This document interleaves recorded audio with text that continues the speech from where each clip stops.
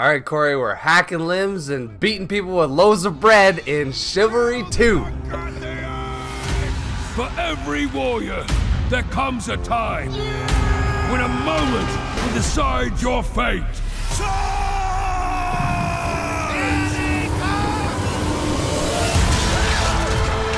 As the throng of battle echoes against steel and shield. All right, Cory, so Chivalry II, dude, this game is a massive online multiplayer, first-person or third-person shooter kind of hero-based style game. Which, man, in this game, dude, we're talking 64 people on a map, either doing just a straight-up team deathmatch fight to the bitter end or objective-based style game modes. So, hopping into it, man, I absolutely had a blast. I skipped the first one years ago. I remember watching my friends play this and was intrigued, but just never hooked me initially. But man, looking at the graphics of this game and then everything that's going on with it, it hooked me right away. What about you, dude? Well, you know what? This game was pretty, highly anticipated because we were going to be getting on the next-gen consoles. We're both playing this on Xbox Series X, and let me tell you, like you said, this game looks amazing. I mean, if you want to immerse yourself in a medieval world, this is the place to go, especially right now. I mean, they've put in so much effort into this game. I mean, we're going to get into some of the issues we ran into, as this review goes on, but honestly, my first thoughts of this game were fun, hilarious, and honestly sometimes confusing, and it doesn't necessarily mean that's a bad thing, right? This game has so much going on, especially when you're playing in these 64 player matches. These are huge teams of people. It felt like more than 64 players on some of these maps because you tend to be in confined areas every once in a while, especially in the objective based game modes where you may be trolleying your caravan through the woods, and there's people coming out from everywhere and spawning non-stop. And I mean, this game kind of really gives you this sense of being so powerful yet so weak at the same time, because you can run into a crowd of people and lop off 4 heads, but if you're not watching your back, someone can come across and do the exact same thing to you and it's over in an instant. I mean, this game is just bonkers. It's chaos incarnate, but they've figured out a way to do it really well. The game is really based on the 4 main classes. We have Archer, we have the Vanguard, we have the Footman, and we have the Knight. And in those 4 classes, we have 3 subclasses where these characters actually get different weapons and different things to choose out, and how you kind of load out your character for each kind of round or each respawn, depending on how you want to use your strategy and use your players throughout these games.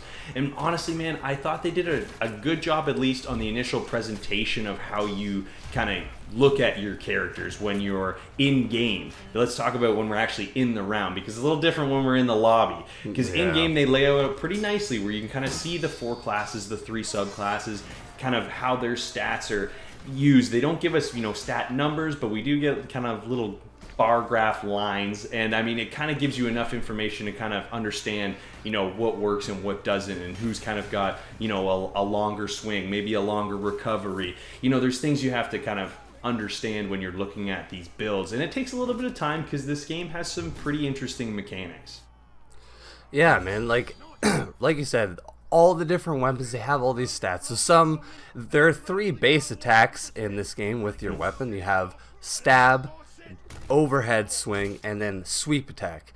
And then alongside that, you have the ability to push and kick. So this is kind of what this whole game's combat system around is, like you riposting or parrying attacks or making sure that you're just blocking all around you. It's just a real mixture of fun. And there are, like we said, 4 classes, 12 subclasses.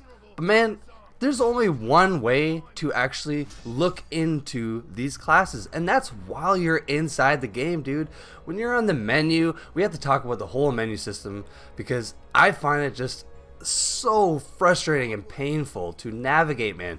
You're looking at your classes. You can't customize each individual subclass. You can only customize the Knight or the Vanguard. You can look at all their different weapons. You have no idea which subclass they're affiliated with. It's honestly a really big mess. You're trying to customize your character, and then it's so easy to accidentally drop all your currency just by pressing A. It doesn't give you this extra like, I've spent so much money are you by sure you want? accident. Yeah, I know, man. And it's like, I don't need the same type of helmet. But I know. this is the things that really take me out of this game. Is just like their overly complicated or ridiculous menu system. Matchmaking with your friends, man. You know, it works actually pretty well between consoles, like Xbox to Xbox. It seems fine. But as soon as you're finished the match, whether or not you're going to be on your buddy's team the next time is completely up in the air. Because for whatever reason, they have issues with this. Or I'll try to join your game while you're in the middle of it. And for whatever reason, dude, it just will not load me into the game. Like, both of us need to physically exit the game, quit the game, reload, and send invites again. Because for whatever reason, there's just these weird little issues. Granted, dude, we're playing on the Series X. It takes about 15 seconds to load into this game from so start fast. to finish. So, It's so fast. everything, like, all these little issues are frustrating, but they're so minor and they don't really take you out of the game, I find. No, you know what? You're right. You have highlighted some issues that are annoyances, really. I mean, it is frustrating to have this clunky menu system that doesn't really lay out things as nicely as you'd like it to. Like, I mean, we have subclasses, so lay out the subclasses when I go to customize those characters, because I want them to look different every night, and every night subclass, I want them to look different depending on what weapons I like to use for those guys, right? And that's just... it's a quality of life thing that I think they're going to be able to improve upon as time goes on here, because this is a $45 game. We're not paying $80. Mind you, this is only an online game. There's no story here. I mean, this is just strictly online game modes. But they have said that this game is going to actually have updates coming in, and everything for this game is going to be free. And they're looking to at least double the size of the game currently, which is exciting news. And I mean, these guys have worked really hard. We got to play, the alpha was there. We played the closed beta. So we've been seeing this game progress, and being able to see how much has already changed. I'm confident to know that some of these things that are annoyances for us now, I think are going to be cleared up as time goes on. But the key is how long is it going to take for those changes to happen and come into play, right? Because this game is a lot of fun, but if you make it difficult for people to get into, especially right from the main menu and the lobby systems, we need cross-play lobbies. Let me play with my PC and PlayStation friends on Xbox. We're already in the same game. Just give me a lobby where we can all join in together, right? And I'm sure that's a system they're working on. Things are obviously a lot easier said than done in the gaming world. But I think we've had a ton of fun playing this game. Issues aside, if you've got to score this game, Nate, what are you going to score it, buddy? All right, well, dude, this game is pure dumb fun, dude. Whether you're yelling into battle with your axe in your hand, or you find a hacked limb on the ground and you decide to throw it at your enemy, honestly, the options in this game are endless. It is hilarious fun. I really do like the combat. Sometimes you're like, I thought I was blocking that. But realistically, I mean, it's just pure hack and slash fun. Yeah. This is actually getting a 7.5. This would get a 9 if they would fix all these little menu issues, man. This would honestly be so close to a 10. Oh, But what about you, buddy? You know what? I'm right there with you. This game has so many things going for it that they've done so well. I mean, if you play this game in first person, you're a madman, because it's absolute insanity. If you want that immersion, it's there. I prefer third person. I know you do too. But you know what? This game's audio was amazing throughout. You're on the battlefield, but you're getting that medieval music. It really gets you into that feel.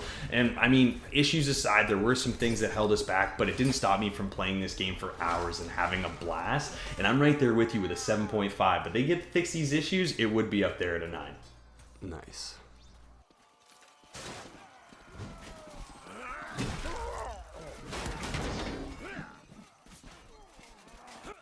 Fun and challenging gameplay can leave you laughing or crying in this one. Quick matchmaking and lots of character customization is also great.